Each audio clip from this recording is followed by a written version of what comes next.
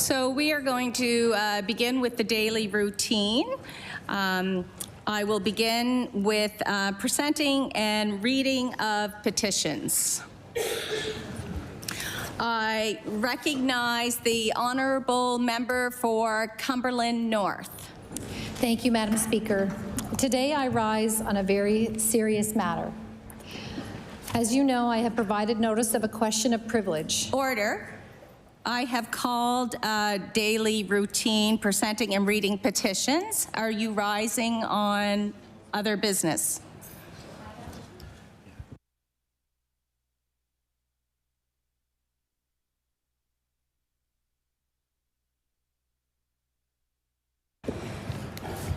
You rise on the matter of?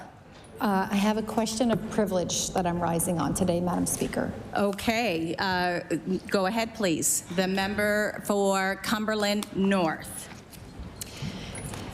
Thank you, Madam Speaker. As you know, I have provided a notice of a question of privilege concerning the Speaker's public comments impugning my motivations. Order, order. So before we go any further, I am assuming at this point that this order of privilege is with regards to myself. The honourable member for Cumberland North, please, it is? Yes, yeah. Okay. At this point in time, I would kindly ask that the MLA for Halifax, Citadel, Sable Island to please come forward, and I will remove myself from the chair.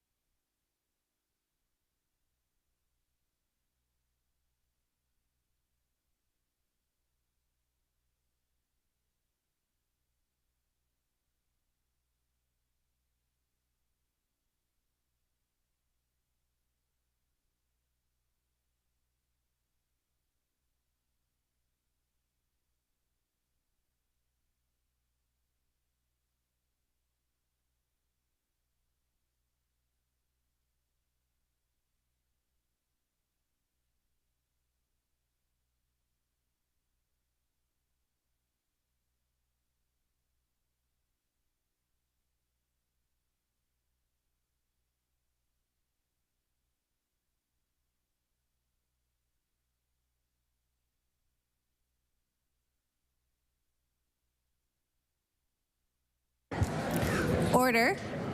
I recognize the honourable member for Cumberland North. Thank you, Mixed Chair.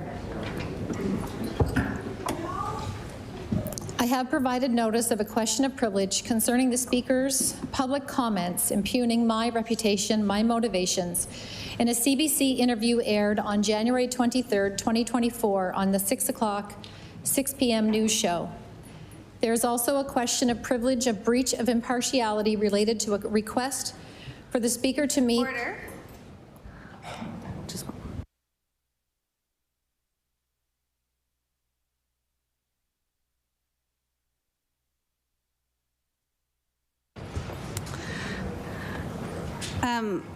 In reference to your question of privilege, it is unparliamentary to reflect on the character of the Speaker.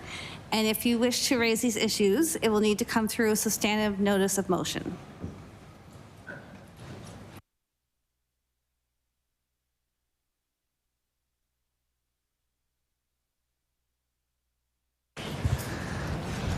I recognize the honourable member for Cumberland North. Do you have any questions or concerns? Thank you, Mixed Speaker.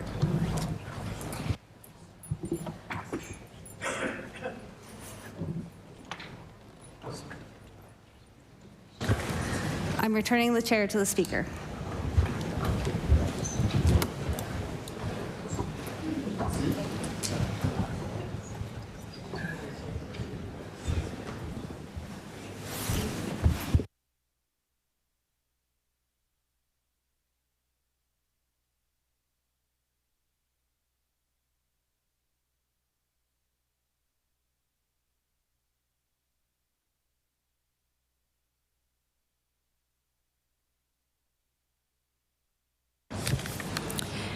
We will return to daily routine with presenting and reading petitions. And I recognize the honourable member for Halifax Shabukto. Thank you, Madam Speaker. I beg leave to present a petition which reads as follows. Whereas over a quarter of those who are homeless for the first time are over the age of 60, and whereas nearly 6,000 people are on the wait list for public housing with an average wait time of 2 years, therefore be it resolved that the provincial government ban evictions of seniors whose incomes would qualify them for public housing until there is a place in public housing for them to go. This petition has been signed by a considerable number of the residents of Quinpool Road and Bloomingdale Terrace in the constituency of Halifax Shabukto, and I have also signed it. Thank you, Madam Speaker.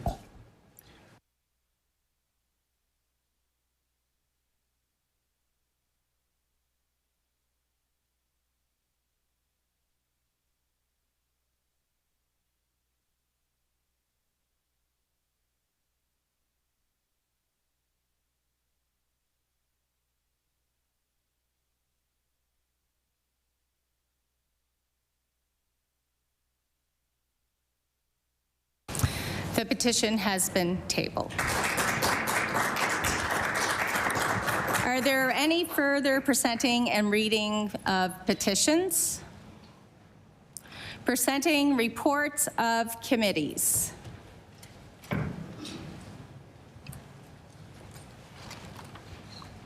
Tabling reports, regulations, and other papers.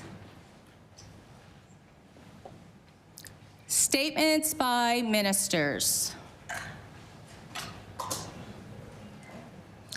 Government notices of motion. I recognize the Honourable Minister for Finance. Thank you, Madam Speaker. Madam Speaker, I hereby give notice that on a future day I shall read and table the message from His Honour the Lieutenant Governor transmitting the estimates of sums required for the service of the province for the fiscal year ending March 31st, 2025, for the consideration of this House, table the estimate books, table the government business plan, table the estimate resolutions, deliver my budget speech, and move that the estimates of sums required for the service of the province for the fiscal year ending March 31st, 2025, being supplied to be granted to His Majesty, be referred to the Committee of the Whole House on Supply. And with that, Madam Speaker, for the information of the House, if they're not aware already, Budget Day will be this Thursday, February the 29th.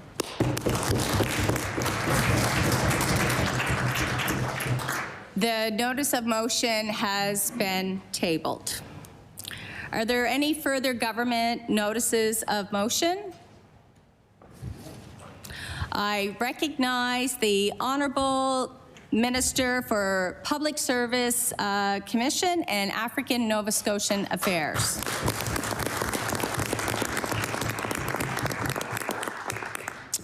Madam Speaker, before I read my government notice of motion, I beg to make an introduction. Yes, you may. Thank you, Madam Speaker. I'm honored to introduce guests from the African Nova Scotia community sitting in your gallery, the Speaker's gallery today. With us today are activist Trayvon Clayton from Game Changers 902, President of the Association of Nigerians in Nova Scotia, Adikok Fata.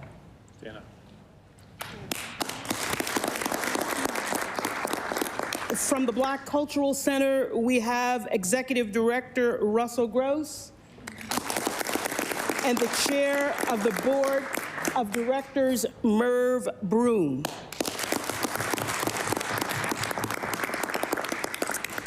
We also have Daphne Daisy Doring, Chair of the United African Canadian Women's Association.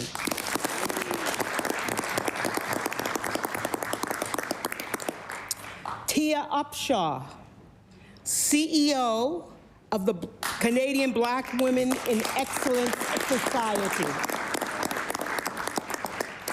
Christopher Johnson, member of the Board of Directors of the Tunnel Vision Association,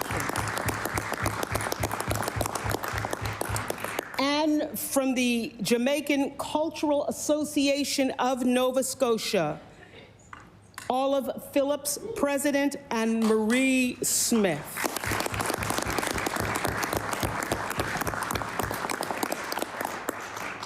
It is such a pleasure to have you here today. Welcome. The Honourable Minister for African Nova Scotian Affairs. Madam Speaker, I hereby give notice that on a future day, I shall move the adoption of the following resolution. Whereas African Nova Scotians have been part of Nova Scotia's heritage for more than 400 years, helping shape our province's rich history, culture, and identity with resilience and strength. And whereas the provincial government recognizes and embraces the unique diversity within our African Nova Scotian community, with its rich heritage and enduring spirit that has contributed immeasurably to the fabric of our province. And whereas the province is committed to forging a path forward, hand in hand with our African Nova Scotian communities, empowering them to lead and shape a future that reflects the true essence of equity and justice.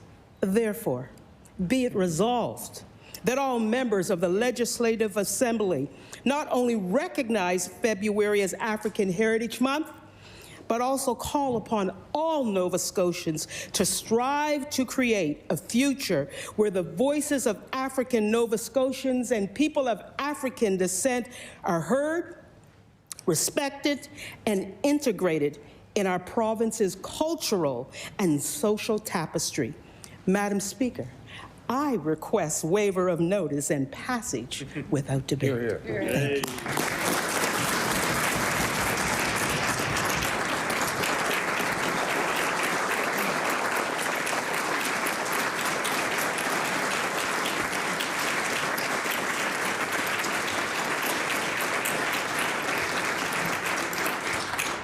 There has been a request for waiver. Is it agreed? Agreed. It is agreed. Would all those in favor of the motion please say aye? Aye. Contrary minded, nay?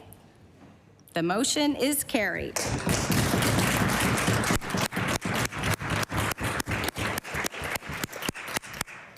Are there any, I recognize the Honourable Minister for Transportation. Thank you, Madam Speaker. I hereby give notice that on a future day, I shall move the adoption of the following resolution. Whereas Nova Scotia has seen a significant amount of snowfall this winter, and whereas from February the 2nd to the 5th, the province saw a record-setting snowfall that created challenges for people across the province, and whereas snow removal operators worked around the clock to make sure roads and highways were clear and safe. Therefore, be it resolved, I would like to thank snow removal crews, mechanics and supervisors from the Department of Public Works, municipalities, and private contractors for their hard work over the past weeks. Madam Speaker, I ask for waiver of notice and passage without debate. There has been a request for a waiver. Is it agreed? Agreed. It is agreed. Would all those in favor of the motion please say aye? Aye. Contrary minded, nay? The motion is carried.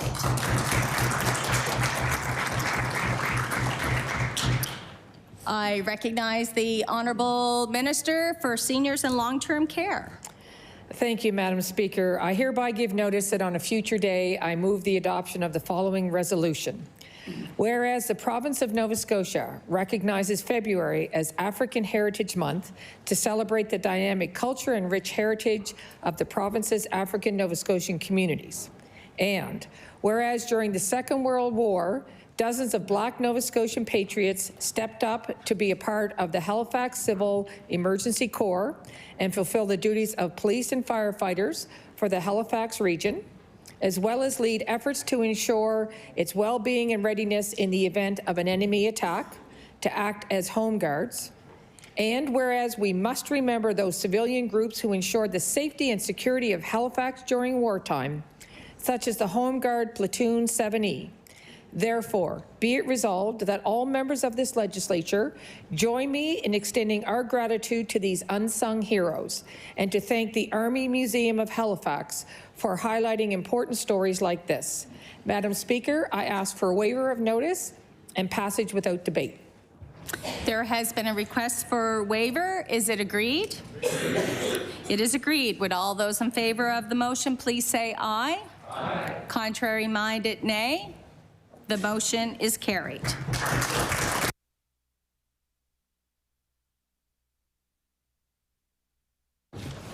Introduction of bills. I recognize the Honourable Minister for Natural Resources. Thank you very much, Madam Speaker. Madam Speaker, I beg leave to introduce a bill, an act to reform the law respecting energy and electricity.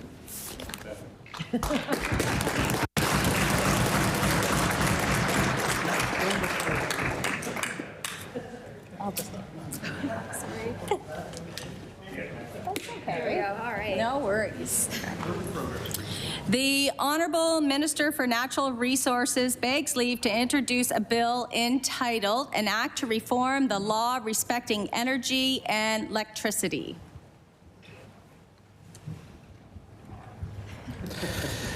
Bill 404, an act to reform the law respecting energy and electricity. Ordered that the bill be read a second time on a future day. I recognize the Honourable Leader of the Official Opposition. Thank you, Madam Speaker. I beg leave to table a bill entitled An Act to Reduce the Harmonized Sales Tax.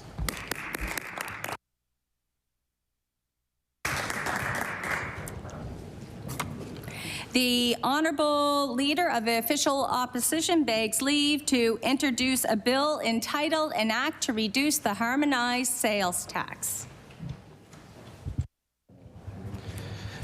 Bill 405, an act to reduce the harmonized sales tax. Ordered that the bill be read a second time on a future day.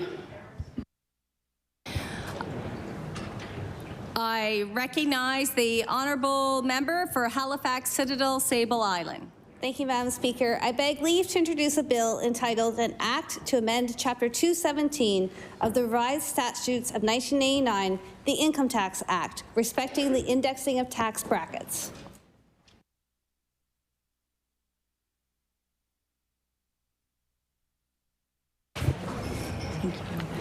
The Honourable Member for Halifax Citadel Sable Island begs leave to introduce a bill entitled An Act to Amend Chapter 217 of the Revised Statutes 1989, the Income Tax Act, respecting the indexing of tax brackets. Bill 406, an act to amend Chapter 217 of the Revised Statutes 1989, the Income Tax Act, respecting the indexing of tax brackets. Ordered that the bill be read a second time on a future day. I recognize the Honourable Minister for Municipal Affairs and Housing. Thank you, Madam Speaker. Before I introduce the bill, I beg leave to make an introduction. Yes, you may. So in the East Gallery, Madam Speaker, I'm very pleased to be able to introduce today a number of people from Antigonish County and town. First of all, the Warden of the Municipality of Antigonish, Owen McCarron.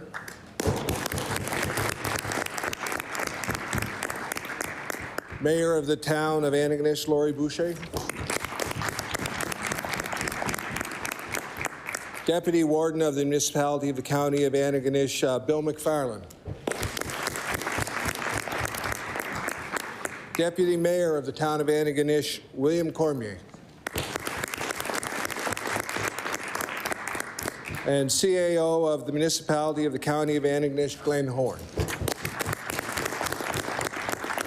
And appreciate they have traveled here to be with us today in Halifax. Very appreciative of their presence. So, Madam Speaker, I beg leave to introduce a bill entitled An Act to Consolidate the Town of Antigonish and the Municipality of the County of Antigonish.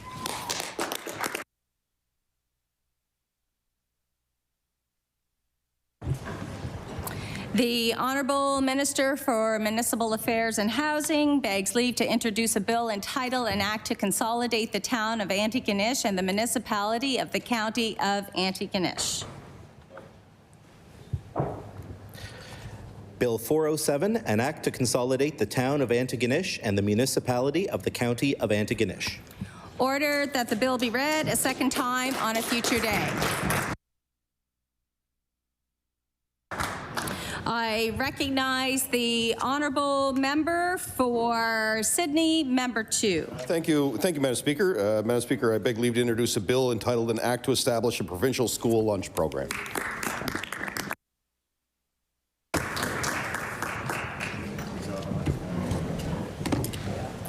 The honourable member for Sydney, member 2, begs leave to introduce a bill entitled An Act to Establish a Provincial School Lunch Program. Bill 408, an act to establish a provincial school lunch program. Ordered that the bill be read a second time on a future day. I recognize the honourable member for Northside, Westmount. Madam Speaker, I beg leave to introduce a bill entitled An Act to Amend Chapter 217 of the Revised Statutes 1989, the Income Tax Act, to reduce income tax.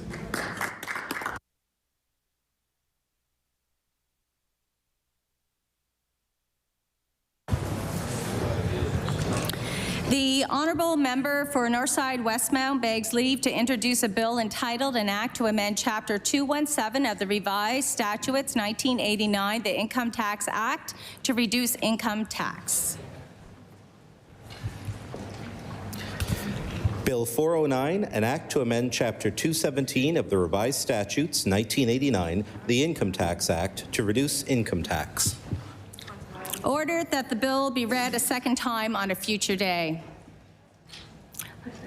I recognize the honourable leader of the NDP. Thank you, Madam Speaker. I beg leave to introduce an act entitled An Act Respecting the Heating Assistance Rebate Program.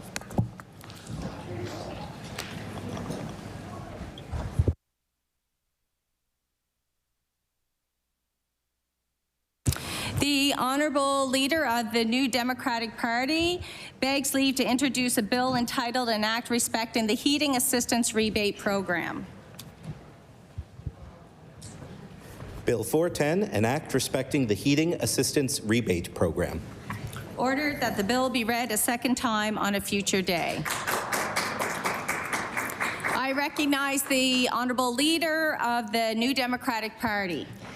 Thank you, Madam Speaker. I beg leave to introduce an act entitled An Act to Amend Chapter 27 of the Acts of 2000, the Employment Support and Income Assistance Act, respecting equal support for the unhoused.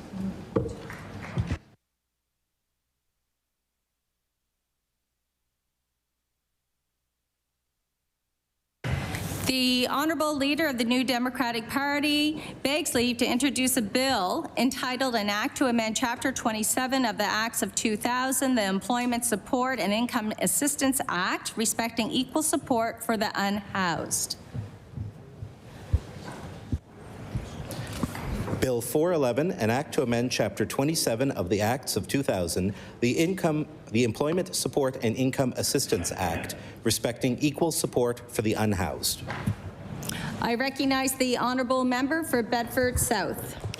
Thank you, Madam Speaker. I beg leave to introduce a bill entitled An Act to Amend Chapter 401 of the Revised Statutes. My apology.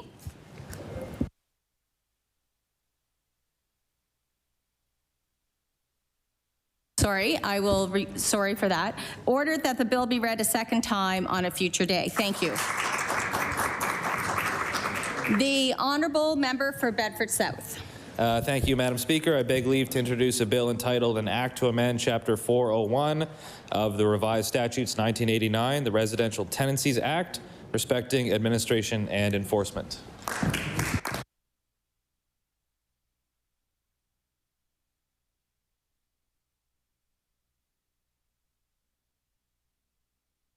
The honourable member for Bedford South begs leave to introduce a bill entitled An Act to Amend Chapter 401 of the Revised Statutes 1989, the Residential Tenancies Act, respecting administration and enforcement. Bill 412, an act to amend Chapter 401 of the Revised Statutes 1989, the Residential Tenancies Act, respecting administration and enforcement. Order that the bill be read a second time on a future day.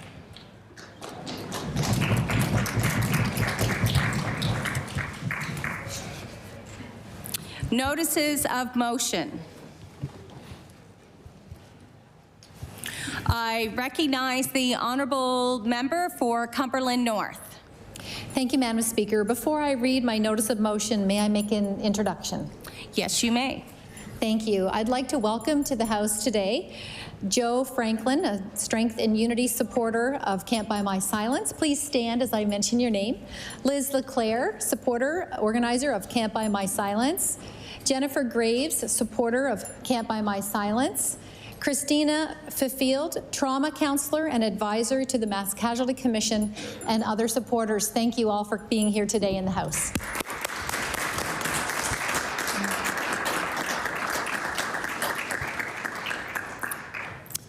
I recognize the honourable member for Cumberland North. Thank you. Madam Speaker, I hereby give notice that on a future day I shall move the adoption of the following resolution. Whereas the CBC 6 p.m. news on January the 23rd, 2024 aired phone-recorded comments of the Speaker stating it is reckless of the member of Cumberland North to continue to use the victim and her family and her friends for her own agenda. Order.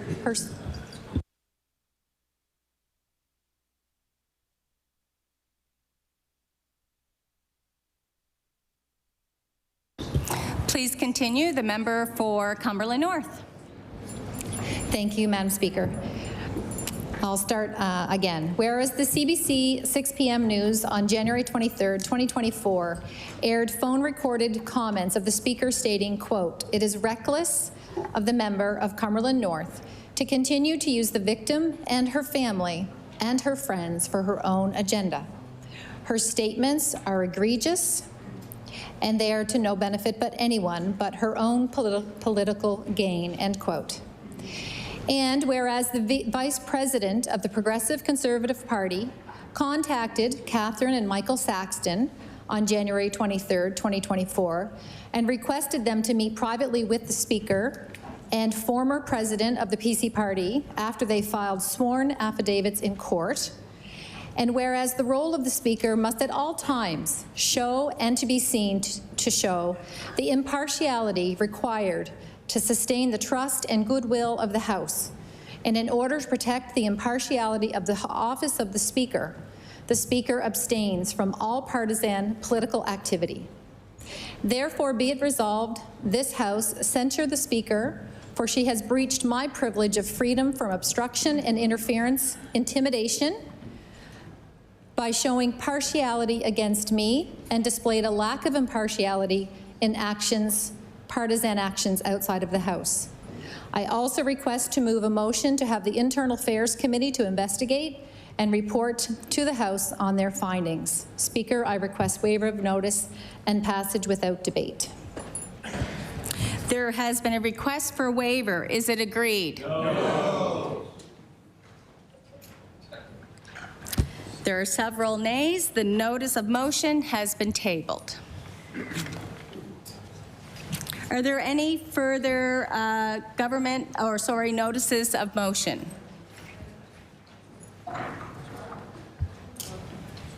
Statements by members. I recognize the honourable member for Eastern Passage. Madam Speaker, I rise today to congratulate Eastern Passage Daniel Searle for his recent recognition by the Black Gold Project. He was recognized for his many wonderful accomplishments over the years. Daniel shares a passion for youth development, which began when he was a youth himself, advocating for a local skate park and as a lead in his high school's Global Youth Project. Daniel is the founder of the Forgotten Years, a play-based learning program is embracing entrepreneurial endeavors. He is also proud to lead the Afrocentric parenting program, Nurturing Strong African Nova Scotian Families here in HRM. Madam Speaker, I ask all members of the Nova Scotia Legislature to join me in congratulating Daniel Searle of Eastern Passage on his truly inspirational work. Thank you, Madam Speaker.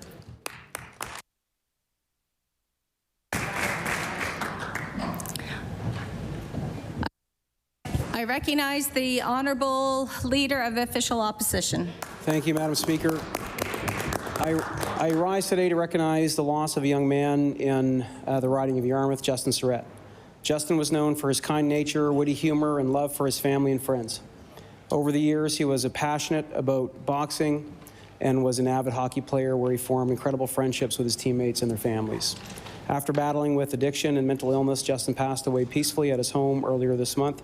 He was a warrior through all the obstacles brought his way and found his strength from his family, especially the deep bond he had with his mother, Tina. Madam Speaker, I want to offer my condolences to Justin's friends and family, especially his parents, Greg and Tina, and his brother, Jacob, as they deal with the most unimaginable loss to their family. I know I speak on behalf of all of Yarmouth when I say we will miss Justin and will continue to work for better supports for those dealing with addictions and mental illness.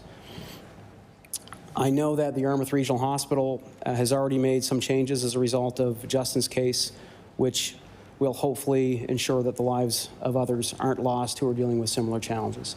Thank you very much, Madam Speaker. I recognize the Honourable Member for Halifax-Chebucto.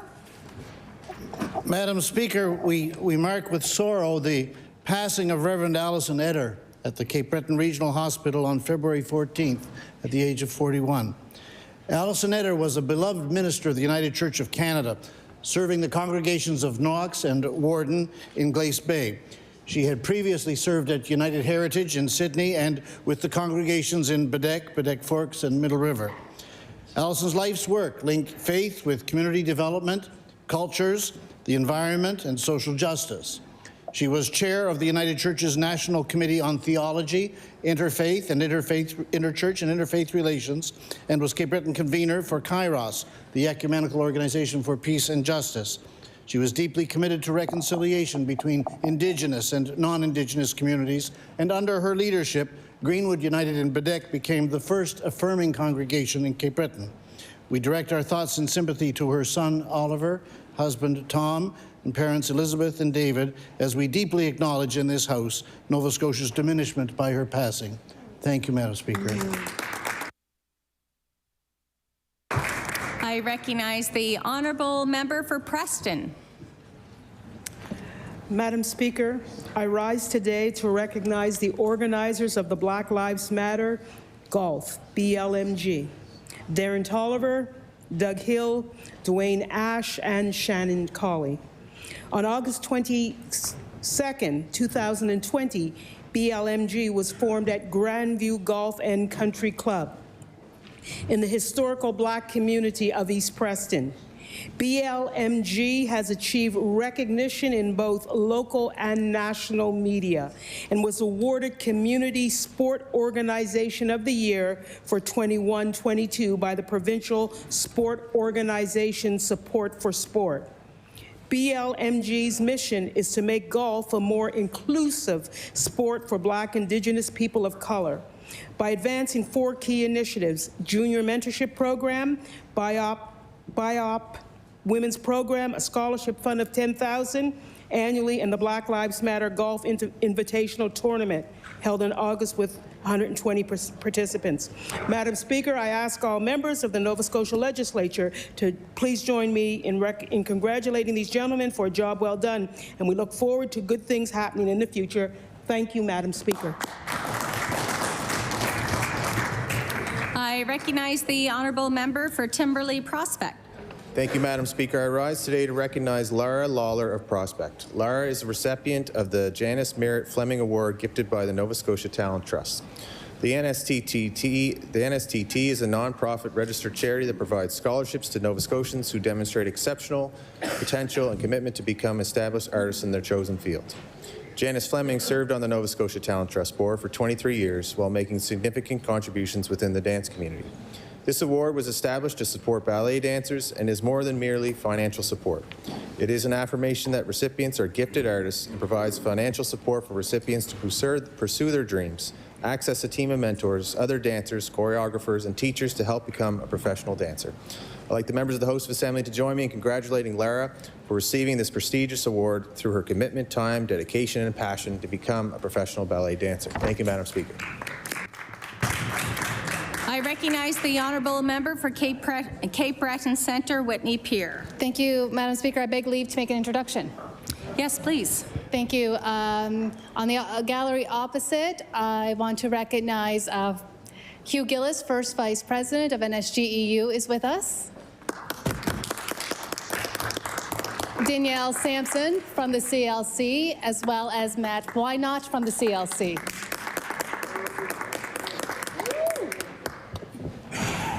I recognize the honourable leader of the New Democratic Party. Thank you. I rise today to congratulate a number of Dartmouth South restaurants that were honored with the 2024 Nova Scotia Restaurant Awards. Dear friend Oxalis and newcomer to Portland Street Vandal Donuts, all diverse in their offerings, but all laser focused on their amazing food. Dear friend, winner of the Best Beverages Award, is the go-to spot for an outstanding cocktail. Anyone who's been knows that Oxalis, winner of Best Restaurant in HRM, is truly a special experience. And Vandal Donuts, an HRM Modern Classic and winner of the Best Limited Service Award, captured everyone's heart with their colorful, sugary creations. Leaning into what makes them unique has brought these restaurants a dedicated local following and well-deserved recognition from the Restaurant Association of Nova Scotia. Congratulations to all the winners, and I hope to see all members of this House in Dartmouth on Portland Street to support these amazing local businesses. I recognize the honourable member for Guysborough-Tracadie. Thank you, Madam Speaker. I rise today to recognize the African Canadian Heritage and Friendship Centre on their first official gala to celebrate African Heritage Month. The African Canadian Heritage and Friendship Centre is located at Chedabucto Education Centre, Guysborough Academy, under its program leader, Patsy Borden. The evening brought together residents from Sunnyvale, Lincolnville, Upper Big Tracadie, and Guysborough for the celebration.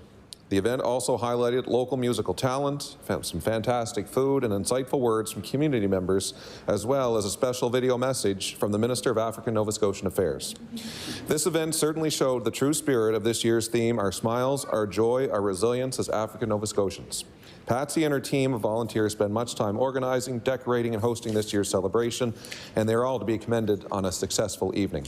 Madam Speaker, I ask that the members of the House join me in congratulating Patsy Borden and her team of volunteers for a wonderful evening as we look forward to celebrating African Heritage Month next year at their 2025 Gala. Thank you, Madam Speaker. I recognize the honourable member for Bedford Basin. Thank you, Madam Speaker. I'd like to note the passing of a true son of Bedford, the late Lewis Turner. Lou passed away in January at the age of 95, following a life spent happily and entirely in Bedford. After a childhood spent hunting and fishing, he married his beloved June and raised a family while engaged in a 38-year career with MT&T. Along the way, he volunteered for many years with our local firefighters. He served as our fire chief. Lou also chronicled our community with his camera for decades. He was up early at the crack of dawn, snapping photos even into his 90s. He was an integral part of the Scott Manor House and Bedford United Church communities. Lou was shy yet outgoing. He just went about his life putting a smile on the faces of those he met. I'm so glad I was able to present him with the Queen's Jubilee Medal for his voluntary service.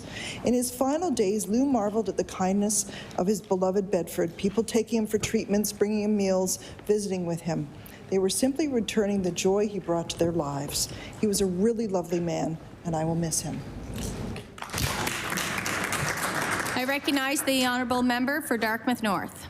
Madam Speaker, on February 17th, I was in the stands at the RBC Centre in Burnside for the annual Coloured Hockey League of the Maritimes Memorial Game.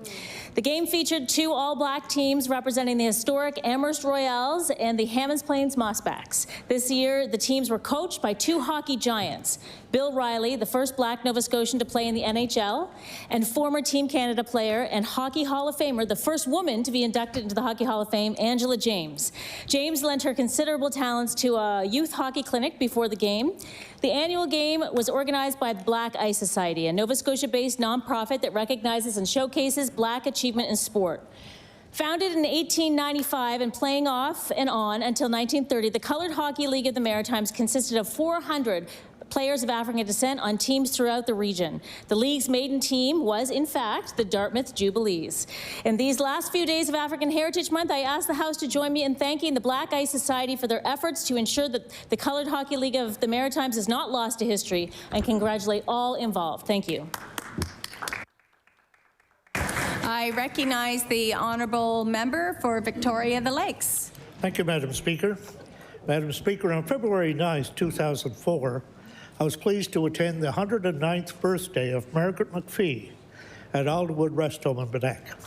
I was also pleased to be joined by Warden Bruce Morrison and Councillor Perla McLeod. Imagine, at 109, Margaret is recognized as the 12th oldest person in Canada. In my remarks, I mentioned that half Margaret's age is just under 55, and each of us knows others that didn't even make it to that age. She is a remarkable lady for sure. Her sight and mobility might be failing, but her mind is clearer than many, including mine. And she certainly hasn't lost her wit. We're reminded of the interview she had on her last birthday, when asked by the interviewer about her secret to longevity. In typical Margaret fashion, she quickly replied, "If I told you, it wouldn't be a secret anymore." Margaret is loved by many, including me. I ask all members of the House of Assembly to join me in wishing a happy birthday to this sweet lady. Thank you, Madam Speaker. I recognize the honourable member for Sydney, member 2. Thank you, Madam Speaker. Madam Speaker, I rise in my place because, as we all know, we had an historic storm in Cape Breton, specifically in the CBRM, in the last number of weeks. And I rise in my place because each and every time there is an event like this, our first responders always step up to the plate to make sure that they do whatever they can to keep the community safe. But I specifically want to recognize plow operators, whether they were with the province, whether they were with the city, whether they were a private contractor, whether they came from out of province to come and support the community. We had ambulances stuck everywhere trying to get people to the hospital. We had medical professionals trying to get to the hospital. We had pharmacists trying to get to work. We had everybody that was in the community trying to support individuals. The way they got there, and the only reason they got there, is because those plow operators made sure those roads were clear. And they worked day in and day out, 24-hour shifts, and they're still working today to clean up in the greater Sydney area. So I rise in my place today, proud of all of them. Cape Breton stepped up again, but specifically this time, without our plow operators, I don't know where our community would be now. So thank you, Madam Speaker. I recognize the honourable member for Halifax Citadel Sable Island. Madam Speaker, next month, March, is Epilepsy Awareness Month in Nova Scotia. Before we return to this House, Halifax Citadel Sable Island and the epilepsy community across Nova Scotia lost an amazing neurologist. Dr. Mark Sadler passed away shortly before the new year and leaves behind a remarkable legacy. Dr. Sadler was an epilepsy specialist who inspired a new generation of neurologists to pursue the specialty. He set up the province's first epilepsy monitoring unit in 1988, and from then on, he was a close ally and friend to hundreds of families. Whether it was casting a second pair of eyes on a tough-to-read EKG or handing out cupcakes in a purple lab coat at the infirmary for Epilepsy Awareness Month. Many patients and their loved ones will feel this loss. I ask my fellow members to join me in honoring Dr. Mark Sadler's memory and his decades of contribution to epilepsy research and treatment. I recognize the honourable member for Chester St. Margaret's. Thank you, Madam Speaker. I beg leave to make an introduction before I read my statement. Please do. Thank you, Madam Speaker. I noticed sitting in the gallery today 3 members from my community, Angela Miniotis, her daughter, and Karen Soller, and I just want to give a warm welcome to them from us, to Chester St. Margaret's. I recognize the honourable member for Chester St. Margaret's. Madam Speaker, I rise today to recognize New Ross Rink. This is a volunteer-run outdoor rink located in the community of New Ross. Established by community volunteers, the rink is a great addition to the community during the winter months. This year marks the 5th year that the rink has been in operation. Many members of the community and surrounding areas come to take part in activities including skating, ice hockey, and sledge hockey. I ask all members of the Nova Scotia Legislature to join me in thanking the volunteers who run the New Ross Rink. Thank you, Madam Speaker. I recognize the honourable member for King South. Madam Speaker, one thing that is often overlooked about the importance of a vibrant small business sector is how much they can give back to our communities. A terrific example of this is in the Annapolis Valley is Donna Conrad, a RE/MAX real estate agent who's been the driving force behind the Stockings Were Hung project. Since 2011, Donna and a team of volunteers have collected, organized, and distributed Christmas stocking items for children and youth in the Annapolis, Kings, and Hants counties. Donna also runs the youth camps during the summer, Camp Kindness, that promotes leadership and kindness to others through sport and art. Love and support of children are the core values of these impactful programs. I ask all members of the Nova Scotia House of Assembly to join me in thanking Donna Conrad for her caring and generous community spirit and for all that she does for the young people in our communities. Thank you, Madam Speaker. I recognize the honourable member for Halifax Needham. Thank you, Madam Speaker. I rise today to pay homage to Ms. Gloria Borden from New Glasgow. She became one of the first Black Nova Scotian laboratory technicians. During her 30 years in this field, Borden was one of the first Black women to have her name associated with Science Project and Paper, which was presented at the Canadian Congress of Laboratory Medicine. This paper dealt with detecting lymphomas at an early stage. Borden also carries the distinction of being the first Black female manager, promoter, trainer, and judge in amateur boxing in North America. She obtained her license in 1971. In recognition of her dedication to helping prepare local and invited amateur boxers for the 1976 Olympics in Montreal, Borden was named one of the top Black women in Canada. Miss Gloria was a remarkable lady, and I send all of my condolences to the members of her family, and I would like her to rest in power. I recognize the honourable member for Lunenburg. Madam Speaker, I rise today to acknowledge the profound sense of loss our community is feeling following the sudden death of our longtime funeral director and friend, Mike Zink. For more than 30 years, we have all and always looked to Mike to help us through the dark days that follow the death of someone we love. It was more than his consummate professionalism or the fastidiousness with which he approached every detail of service and remembrance. In that, we could certainly take comfort, but really it was the incredible feeling of compassion that he extended to each and every grieving family like a warm blanket around our shoulders. Now it is time for our community to pay forward Mike's gifts and support his husband, J.D., his mother, Bea, his siblings and beloved nephews and nieces, and of course his team at Dana L. Sweeney at this time of loss. Madam Speaker, for his legacy of love, Mike deserves nothing less. Thank you, Madam Speaker. I recognize the honourable member for Fairview Clayton Park. Thank you, Madam Speaker. Madam Speaker, I rise today to recognize a member of this chamber who recently faced illness with determination and grace, and that is the member for Clayton Park West. I have watched her since she was elected in 2017 represent her constituents with passion and determination, and even as she went through treatments for breast cancer, that never stopped. She never missed a beat. She continued to be there for her constituents, and she champions for all of those who are struggling and facing breast cancer. And I think that it's important on this first day of our spring session that we recognize her achievements and we thank her for everything that she's done.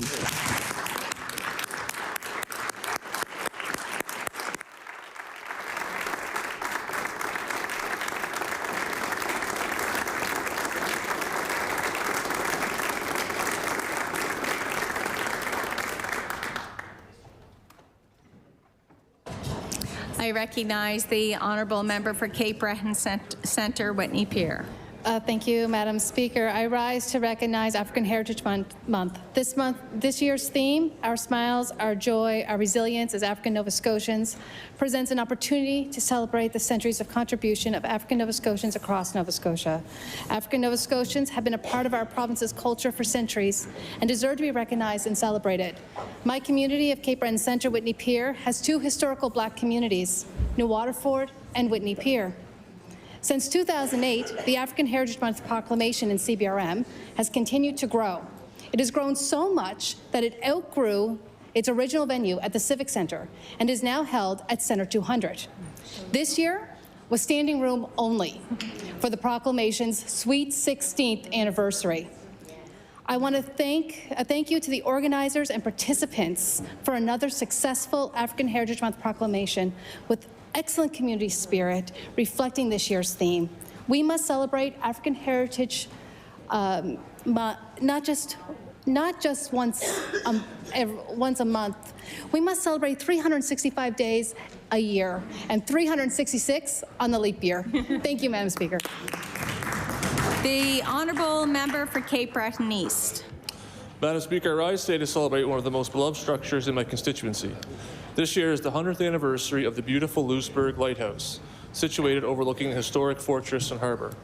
The current lighthouse is a twin of the Georges Island Lighthouse in the Halifax harbour. For its anniversary year, the beacon is receiving $1.3 million of a facelift. The adjacent hiking trail is also receiving $158,000 from the province to improve the visitor experience. I encourage everyone to visit this magnificent site to learn more about the history and enjoy the rugged coastline. Thank you, Madam Speaker. I recognize the honourable member for Bedford South.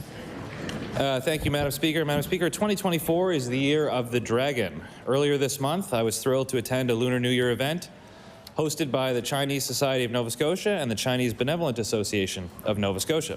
Chinese New Year is a time to celebrate family, honor ancestors, and gather for a meal. The Chinese calendar dates back to the 14th century BC and is associated with the 12 animals of the Chinese zodiac. Those born in the year of the dragon, like babies born this year, are believed to be ambitious, energetic, and charismatic, often inspiring others with their passion, enthusiasm, and leadership. Madam Speaker, I was born in 1988, also a year of the dragon, so there must be some mistake in the list of qualities I just mentioned. Madam Speaker, I would ask all MLAs to join me in wishing all who celebrate a safe, happy, and prosperous Year of the Dragon. Thank you.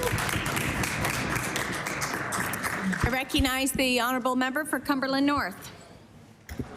Thank you, Madam Speaker. Today, I rise to give thanks to the tireless efforts of the members of Can't Buy My Silence organization and all the other supporters that are trying to remove legislation around NDAs silencing the victims of sexual assault. As if sexual assault was not enough, then many victims go on to be shamed into believing that no one will believe them if they report the criminal activity and bring it to light. With the shaming often comes silencing. The silencing of victims through signing of non-disclosure agreements in exchange for money is legal in this province, and it's still legal because we allow it in this legislature. Too many people are turning their backs on victims of sexual assault. Victims of sexual assault have told me time and time again they need us to be their voice. Criminal activity should be investigated and not be allowed to be hidden away by cash and NDAs. Thank you for the members of Can't Buy My Silence for your work. And I give you my word that we will stand with you and fight against legislation that silence the victims of sexual assault. The honourable member for Dartmouth North.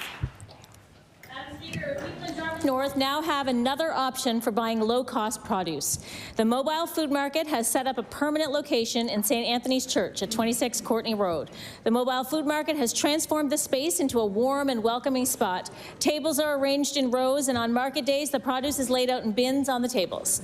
Shoppers move up and down the rows and pick what they need and pay at the cash register. The market is open each Tuesday from 4:30 to 7:30 and takes cash, credit, and debit. There's also an area to sit, have a cup of coffee or tea and a chat, and a kids' corner with lots of fun activities for the little ones. Since opening on January 23rd, there has been a consistent turnout of about 80 people each week.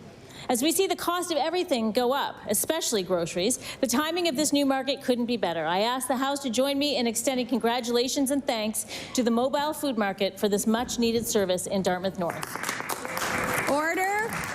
The time is now 2 o'clock. We will finish at 2:50. I recognize the Honourable Leader of the Opposition. Thank you very much, Madam Speaker.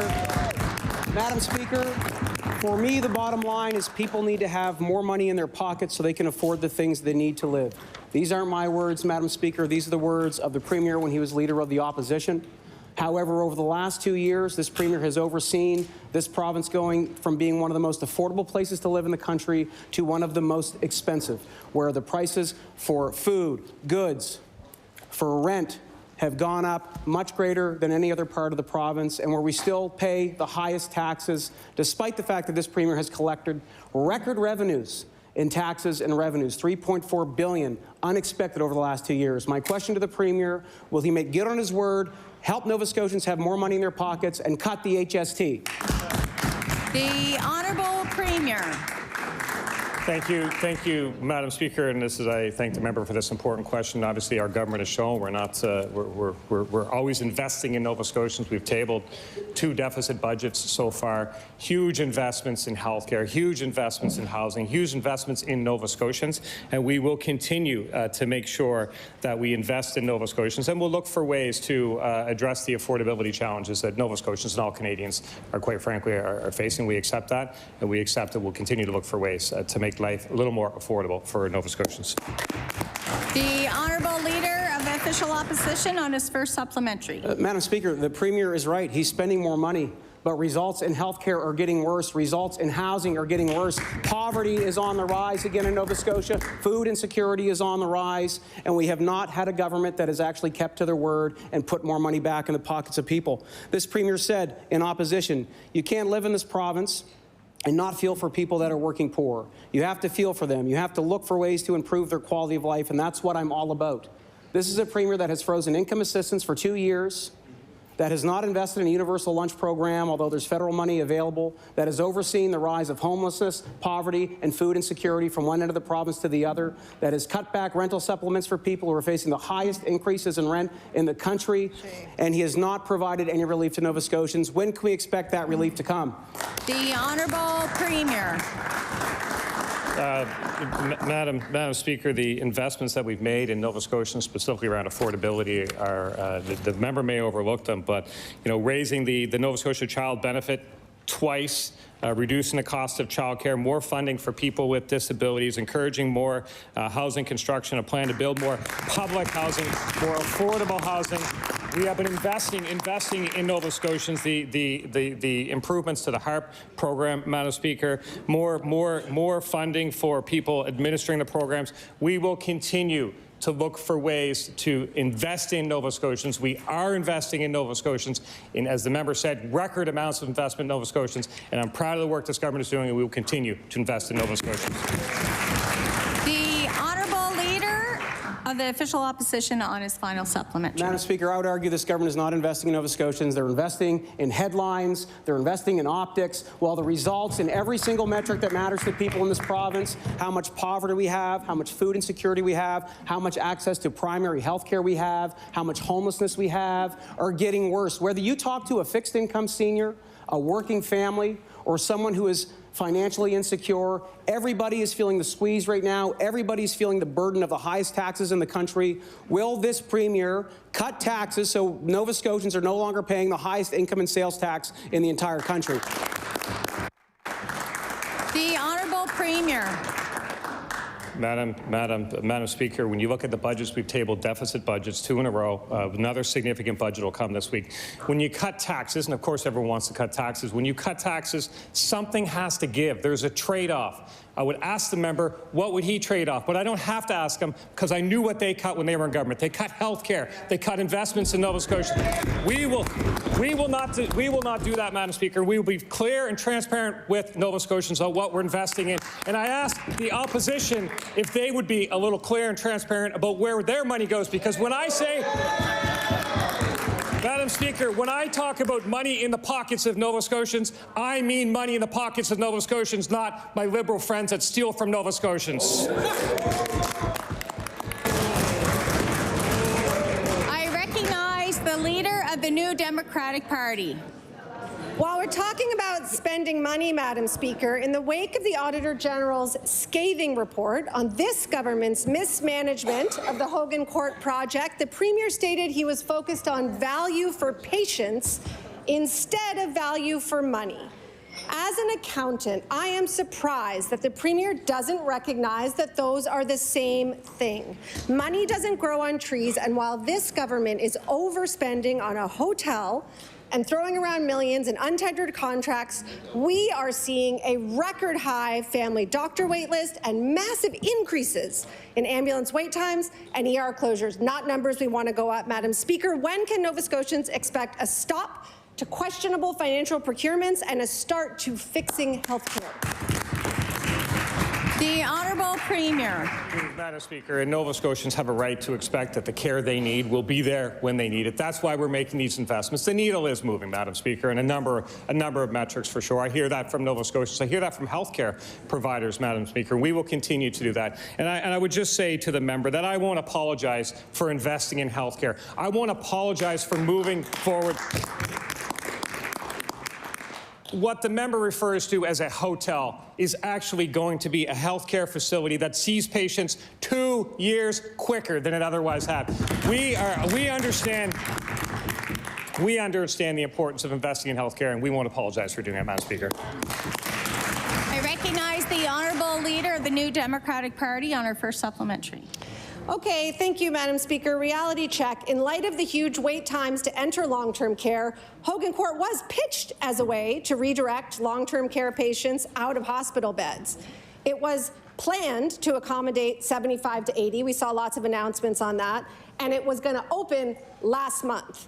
But because this government ignored the expert report, and I'll table that, and failed to assess the massive amount of renovation that would be required for this project, it's now been delayed by several months at best. We'll have significantly fewer beds and will no longer be able to support high-needs patients. Madam Speaker, can the Premier explain why, instead of more health care faster, we are quite literally getting less health care slower? Honourable Premier.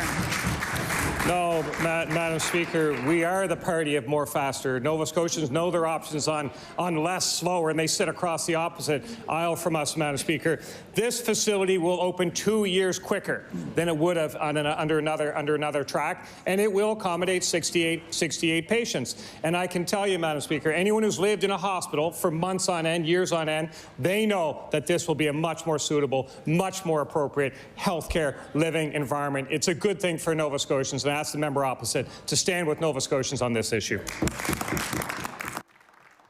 I recognize the Honourable Leader of the New Democratic Party on their final supplementary. Thank you, Madam Speaker. The Premier's right about one thing.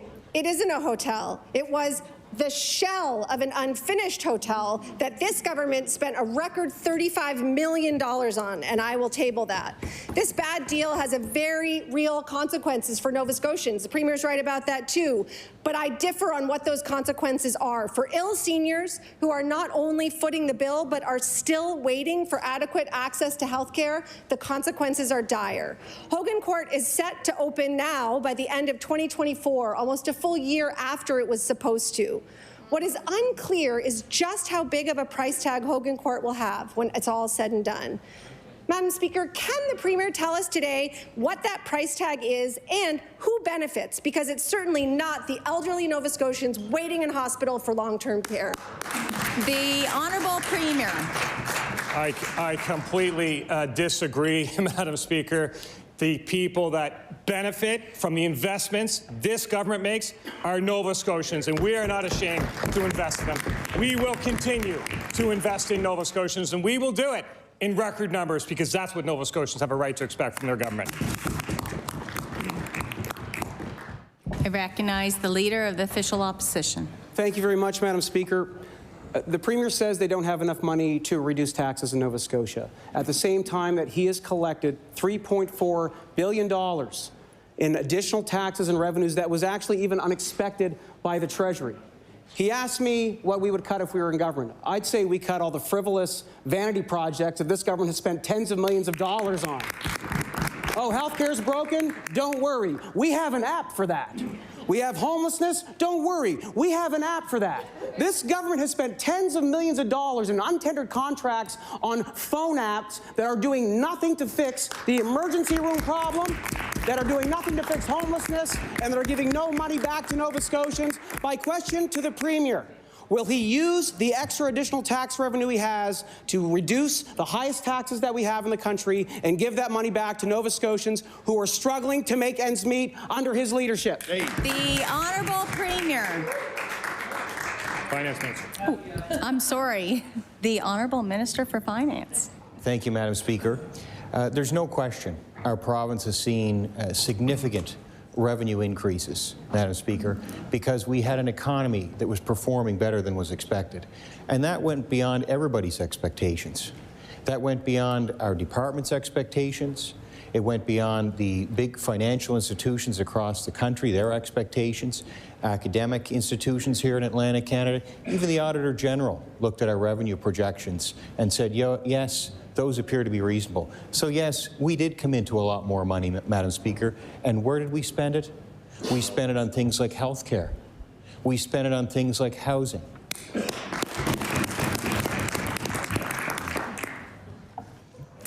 The Honourable Leader of the Official Opposition. The record speaks for itself, Madam Speaker. The stats are there. Look at them. Poverty increasing, home insecurity increasing, food insecurity increasing, and regular, everyday working Nova Scotians are struggling to make ends meet and falling behind, whether they're a fixed income senior, a working family, or young people that are coming up. And this is a government, I will say, where they're not spending is on the better paycheck guarantee that was promised to Nova Scotians. Yes. This government promised on the front of their platform, we will give every single Nova Scotian working in the private sector a better paycheck. Madam Speaker, Nova Scotians' hard-earned dollars are actually going a lot less far than they were 2 years ago. My question to the Premier is, what happened to the better paycheck guarantee? I recognize the Honourable Minister for Finance. Madam Speaker, the Leader of the Official Opposition is calling for a tax cut. And yet, he's also saying Nova Scotians have significant needs at this point in time.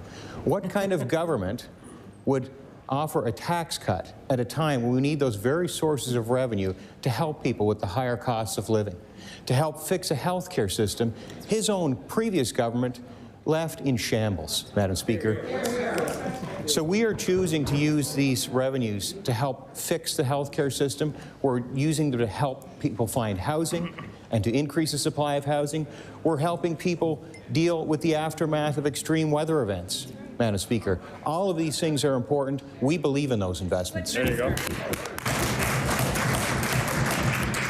I recognize the Leader of the Official Opposition on a new question. Madam Speaker, the Minister of Finance, the Premier brag about how much money they're spending to help people. Look at the stats. The healthcare system, twice as many people without a family doctor. Wait times that are now above the national average, twice above the national average. More people dying in our emergency rooms. Let's look at the societal stats. Poverty increasing, worst in the country here. Food insecurity on the rise. Everybody is struggling to make ends meet. The point that we're making on this side of the House is that we think Nova Scotians can spend that money a lot more wisely than the government can, clearly. My question to the Premier and the Minister of Finance, they're allegedly fiscal conservatives. When will they actually show us they are and give some money back to Nova Scotians so working people can have more money in their pocket? I recognize the Honourable Minister for Health and Wellness. Thank you, Madam Speaker. And certainly this is a rhetoric that 35,000 healthcare workers will be very familiar with from the member opposite. So this is what I hear. I hear 1% capital reduction in all of long-term care budgets as a result of balancing the budget on the backs of seniors in this province in 2015, 16, 17, and 18. I hear about unfair bargaining practices where people were allowed to walk around this facility and not have a fair bargaining process as a result of balancing the budget on the backs of unionized employees in this province. I think about the ED in Yarmouth, Madam Speaker, that they have languished and waited for 4, 5, 6 years, and this government is the government that invested in that.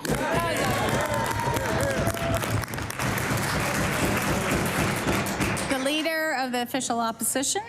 Madam Speaker, what about the fixed income senior that can't pay their bills right now, that can't pay their property tax? What about the working family who have 2 sets of incomes coming in and still can't afford to send their kids to sports or pay for their hockey gear? What about the young person coming up that sees they're not going to have the same chances at owning a home or even finding an apartment, that are living in their parents' basements because they don't see a future here and they can't afford to live right now? What about these people that are struggling each and every day to make ends meet and they're falling behind? These people would benefit from not paying the highest taxes in the country. I'm sorry that this government doesn't see it. When will they actually start addressing the fiscal pressures, the financial stress that middle class and working class people are dealing with right now, each and every day?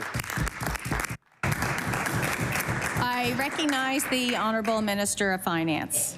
Madam Speaker, it's interesting that the member brings up the property tax cost for seniors, because wasn't it his own government, Madam Speaker, that looked to get rid of the property tax cap? I remember that, Madam Speaker, because we were approached as the official opposition to join in, and the government wanted us to join in, but we refused. And do you know why, Madam Speaker? Because it was the PC party that started the property tax cap, and it was put into place to protect the very people the member is speaking about, seniors who are trying to stay in their homes and deal with higher property taxes. Could you imagine their property taxes, Madam Speaker, if they didn't have the cap on it the last few years? I recognize the Honourable Member for Cole Harbour, Dartmouth. Thank you. Thank you, Madam Speaker. The cost of living remains, as we all agree, I believe we agree, at an all-time high. Yet this government is not supporting Nova Scotians who need help the most to pay their essentials, including heat. Instead, they are cutting supports for people who need help heating their homes. This government cut the heating assistance rebate program from $1,000 to $600. At Community Services Committee, I witnessed the Deputy Minister of Community Services said at the end of the day, we provide options, and government needs to make the decision, which they have, and I'll table that. Madam Speaker, my question to the Minister of Service Nova Scotia, why, in this cost of living crisis, would this government make the decision to cut the HARP program when people need help the most? I recognize the Minister for Service Nova Scotia. Thank you very much, Madam Speaker. We know that many Nova Scotians are facing tough times right now, and that's why we continue as a government to make strategic and targeted investments for Nova Scotians through a number of different channels, Madam Speaker, and that includes the heating assistance rebate program. We did increase that up to a one-time top-up of $1,000 last year, Madam Speaker, and we are the first government, in fact, that has actually touched that program and actually tripled it to $600 from the original $200, Madam Speaker. But make no mistake, we know that Nova Scotians are struggling, and we are committed to supporting them, and that's why, you know, HARP, heat, property tax rebate for seniors, Madam Speaker, the Seniors Care Grant, the Your Energy Rebate Program. There's a number of solutions that we're implementing, and we'll continue to listen to Nova Scotians. Thank you. The Honourable Member for Cole Harbour, Dartmouth. Thank you, Madam Speaker. So another heating program that this government cut is the Home Energy Assistance Fund administered by the Salvation Army. In 2021, in response to the pandemic and the high cost of living, eligibility was expanded so people could apply every 12 months instead of 24 months. However, this government decided to reverse the decision for this critical fund and reduce eligibility back to every 24 months for the most vulnerable Nova Scotians. So my question to the Minister of Service Nova Scotia, how can they justify cutting cutting yet another heating fund for our most vulnerable Nova Scotians during this cost of living crisis. The Honourable Minister for Service Nova Scotia. Thank you very much, Madam Speaker. And prior to the program of 2023, it was agreed by all three parties, so the government, the Salvation Army, as well as Nova Scotia Power, that the program parameters and admission criteria would go back to the pre-pandemic criteria. I do want to emphasize, Madam Speaker, that the HEAT program is different than the HARP program, and it's not to I guess, be a copycat of that exact same program, Madam Speaker. And HEAT, or sorry, HARP, unlike HEAT, will continue to support Nova Scotians, even though that the budget may run out, Madam Speaker. And reverting back to the program changes of 23 ensures that more Nova Scotians are eligible, Madam Speaker. But across government, we continue to look at our programs and services, and we continue to look at opportunities to support Nova Scotians. Thank you. I recognize the Honourable Member for Halifax Citadel, Sable Island. Madam Speaker, yesterday the government announced that the Coastal Protection Act was canned and that they are abdicating their responsibility on coastal protection to municipalities and to all Nova Scotians. Municipalities have been clear that they want direction and leadership from this province on this to avoid a patchwork of regulations and the unfair offloading of labour and costs onto municipalities. And I'll table that. Hurricanes, floods, fires, extreme winter weather, climate change is here. Why is this government abdicating their responsibility on this important issue? I recognize the Honourable Minister for Environment and Climate Change. Thank you, Madam Speaker. In no way, shape, or form is this government abandoning, abrogating our responsibilities when it comes to climate change. We are a province in Canada that has the only climate change targets legislated. We have our first climate plan since 2009. When these parties were in power, where were their climate plans? We have the first risk assessment since 2005. We have the Sustainable Communities Challenge Fund. And now, Madam Speaker, we have the Coastal Action Plan that supports that supports, Madam Speaker, property owners, that supports municipalities, and of course, immediate resources being deployed for coastal action. Thank you, Madam Speaker. The Honourable Member for Halifax Citadel, Sable Island. Madam Speaker, through the endless rounds of consultation meant to strengthen the eventual act, we know that a majority of Nova Scotians, as well as several towns and municipalities, supported the Coastal Protection Act and called for it to be proclaimed. But yet the minister chose to ignore this overwhelming majority. From over here, it looks like the minister chose to prioritize the interests of a minority of developers over the concerns of average citizens. Will this government release a full report on the consultation process that led to the scrapping of the Coastal Protection Act? I recognize the Honourable Minister for Municipal Affairs and Housing. So, Madam Speaker, we have forged a terrific relationship with our municipalities through all the things we've done, the renegotiation of the MOU. In terms of the Coastal Protection Action Plan, the reality is we see this as a partnership. We will be providing a number of things to our municipalities. We'll be providing floodline mapping, and we see this and example bylaws. So there'll be a very direct line right back to us. Is not that we're abrogating our responsibilities. The reality is it's an extraordinarily complicated question. The municipalities know their own communities best. In some cases, we have to fight the ocean. In some cases, we have to retreat. In some cases, we have to hold fast. That's very granular right on the local level. We have very different circumstances, from rocky shore to highly erodible to very low tides, very high tides. So this is a recognition of the complexity of this situation. Thank you. The Honourable Member for Temberley Prospect. Thank you, Madam Speaker. At a committee meeting just last month, Nick Jennery, the ED of Feed Nova Scotia, said a third of people going to food banks are kids under the age of 18. We also have food banks in our network that discreetly deliver food to schools to teachers to be discreetly distributed, because there are some kids who just don't have food. Teachers are all too aware that kids can't learn and listen if they are hungry. That doesn't line up with what the Minister and the Premier have said multiple times in this House, that no child goes to school hungry. Madam Speaker, this is shameful that our food banks have to worry about discreetly giving food to schools because this government won't act. Again, 1/3 of people going to food banks are under the age of 18. My question to the minister is, does the minister think that this is acceptable to have food banks discreetly fund schools to make sure kids get fed because this government won't create a universal lunch program? I recognize the Honourable Minister for Education. Thank you, Madam Speaker. Thank you to the member opposite for the question. So we understand very well the importance of access to food in schools, and we've been committed to increasing access to food in schools since taking office. Madam Speaker, that's why we've introduced new programs to ensure that our students have access to food in schools, like the salad bar program, like the fruit bowl program. Madam Speaker, that's why we've increased funding into schools and into the regions to support access to food in schools. That's why we've advocated at every opportunity with our federal partners to support us in this work, because we know very well how important it is to have access to food in schools. Madam Speaker, we started this work when we took office, and we are continuing with this work. We are continuing to expand access to food in schools, and we are not stopping. The Honourable Member for Timberlea Prospect. Thank you, Madam Speaker. And relying on the federal government is a tired excuse. In the last few days of the fall House session, we learned that Newfoundland expanded their lunch program to all schools in the province. And then since then, Manitoba announced that they will too be implementing a universal lunch program. Yet kids in Nova Scotia are not being afforded the same opportunities because this government likes to blame everyone else and not take responsibility for anything. Other provincial governments are stepping up and helping families. Why won't this government do the same?